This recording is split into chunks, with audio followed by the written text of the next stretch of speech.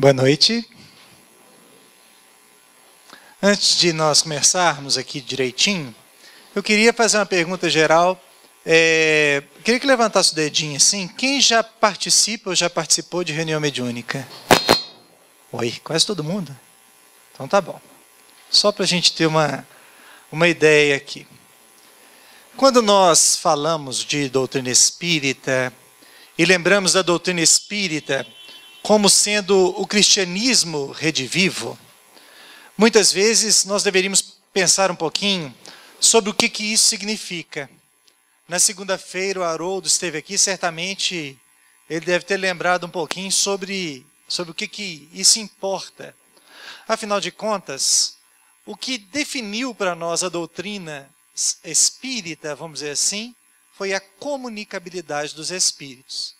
Sem essa comunicabilidade, sem a mediunidade, nós não teríamos doutrina espírita. E por quê? De onde vem essa autoridade imensa, né, da doutrina espírita, de chegar ao ponto de nós falarmos que ela é revelação da verdade, depois da revelação de amor? Parece uma certa pretensão, né? Uma certa arrogância. Fala assim, eu sou o dono da verdade, eu estou ingresso na verdade. Mas, de onde advém? Qual que é a origem disso aí? Nós temos que uma informação, para ser considerada válida, para ser considerada verídica, depende muito da fonte. Até então, nas formas religiosas, nas manifestações religiosas, que até então nós mesmos, através do processo reencarnatório, nós esposamos ao longo das eras, nós tivemos notícia do Cristo através de vários processos.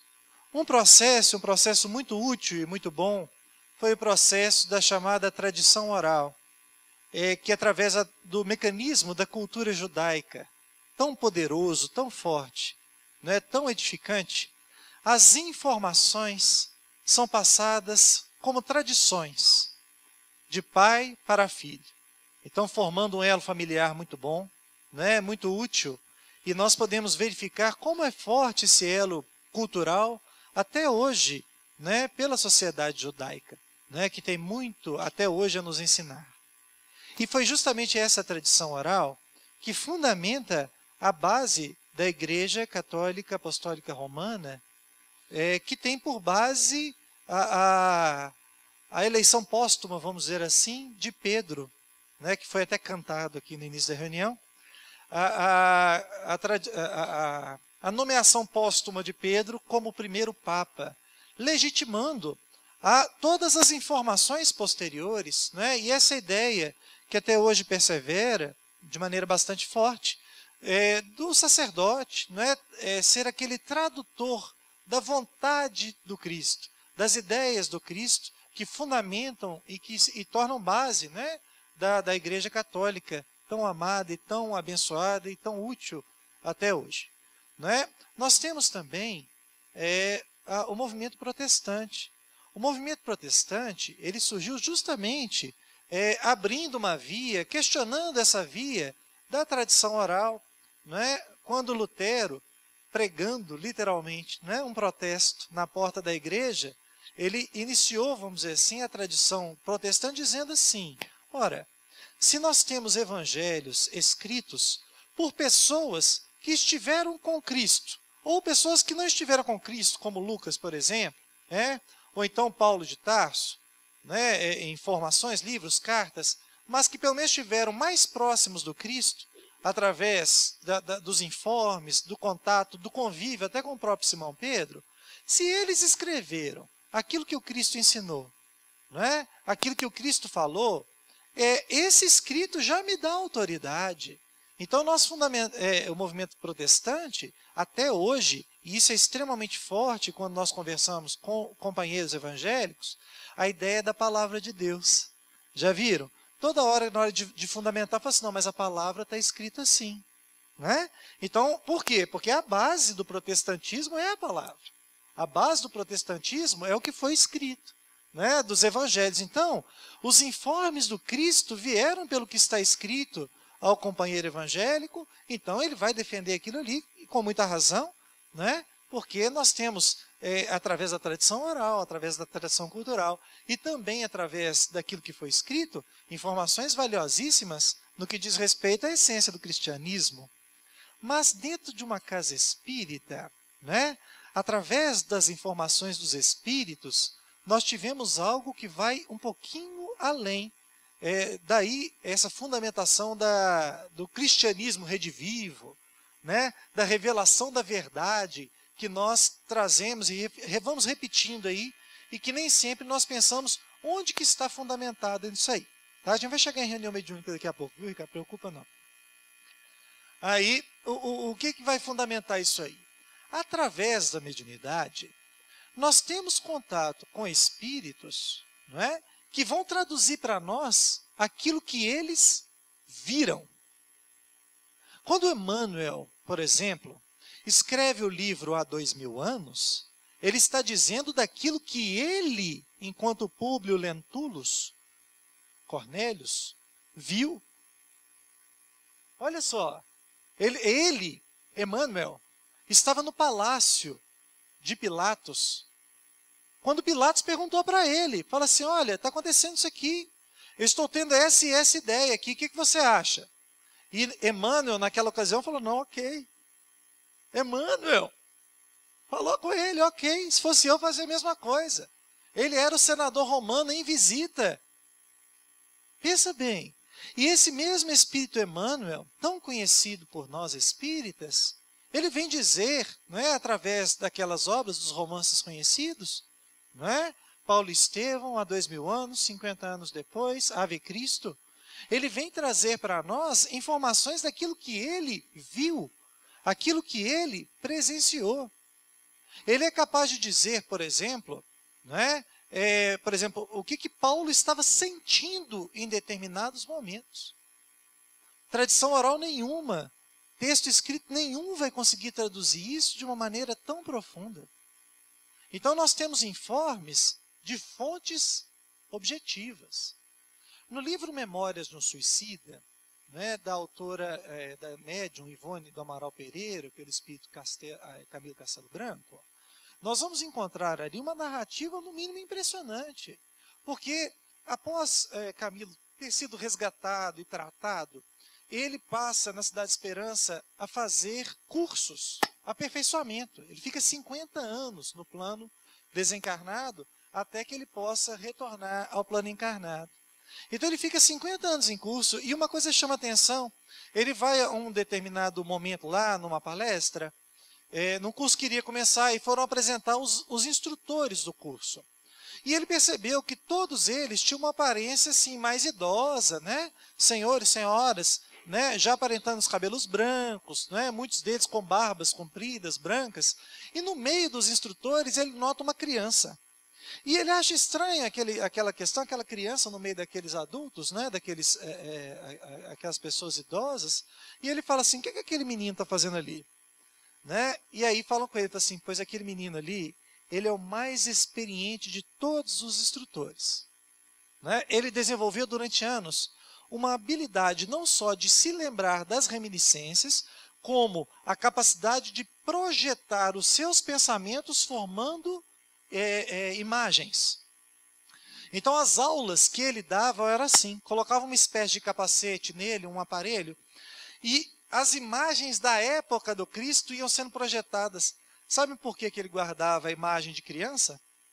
Sabe quando Jesus fala assim, vinde a minhas criancinhas? Ele era a criancinha que Jesus estava apontando. Então dá para imaginar a riqueza que vem a ser esse tipo de informação?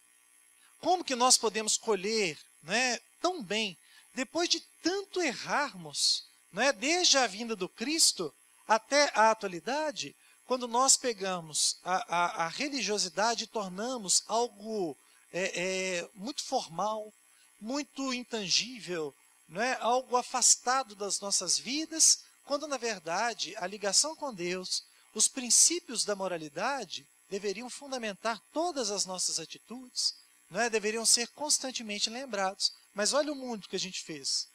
Um mundo extremamente tecnológico, né? Mas um mundo com grandes carências do ponto de vista da moralidade. Então a revivescência daquilo que é simples, daquilo que é amoroso, hoje constitui para nós uma prioridade acima de qualquer outra coisa. E aí, sim, falemos de reuniões mediúnicas, porque nós demos uma passeada aí para justamente mostrar como que a reunião mediúnica se tornou algo sacro, algo intangível, algo blindado ao longo da história do Espiritismo. Uma autora de nome Dora Encontre, que fez alguns estudos, né, sobre a doutrina espírita, particularmente sob o ponto de vista didático, ela faz comentários bastante interessantes sobre o Livro dos Médiuns, que está completando 150 anos. Kardec era educador, né? E como educador, tudo que escreveu foi extremamente didático, extremamente explicado, extremamente fundamentado. É o Livro dos Médiuns que fundamenta uma base principal da doutrina espírita, que é justamente a legitimação da mediunidade, da crença da mediunidade, que é através da mediunidade que os espíritos vão trazer essas informações, inclusive nos auxiliar nesse processo de trazer o cristianismo redivivo. E aí, ela comenta, por exemplo, que Kardec, quando vai falar de mediunidade, orienta aos médiuns, por exemplo, a fazer treinamentos individuais em casa durante alguns minutos, né? Algo que para nós hoje ficou uma coisa assim tão afastada, tão impensável, porque a reunião é algo tão difícil, né? Nós participamos durante alguns anos de organizações do movimento jovem espírita. E dentre essas organizações existe uma em Belo Horizonte, que é a COMEB, que é a Confraternização de Mocidades Espíritas de Belo Horizonte. Né? Então, dentro desse processo de organização, nós começamos a perceber que muitos, mas assim, a maioria dos jovens nunca tinha passado perto de uma reunião mediúnica. Nunca viu uma comunicação mediúnica. Né? Então, para eles era uma coisa assim, extremamente longínqua, algo que era reservado somente para alguns eleitos.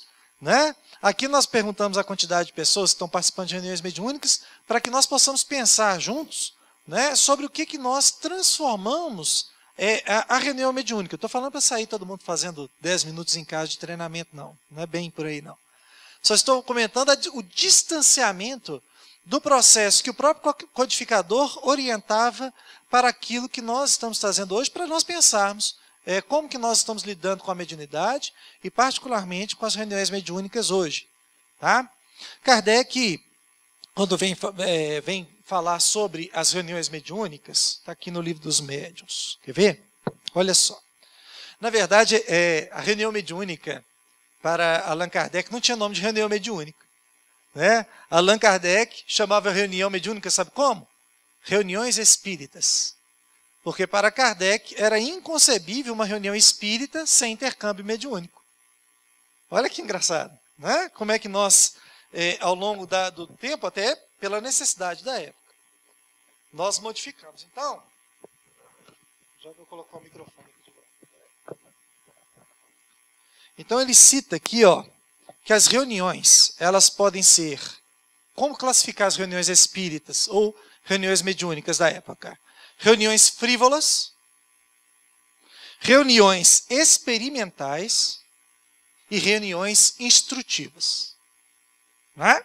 Então ele dizia que as reuniões que tinham intercâmbio com os espíritos poderiam ser frívolas quando as pessoas estavam ali meramente ligadas à questão do ver o fenômeno. Poderiam ser experimentais a partir do momento que era a base da doutrina espírita. As pessoas queriam conhecer os limites daquilo ali, como que aquilo ali iria se processar.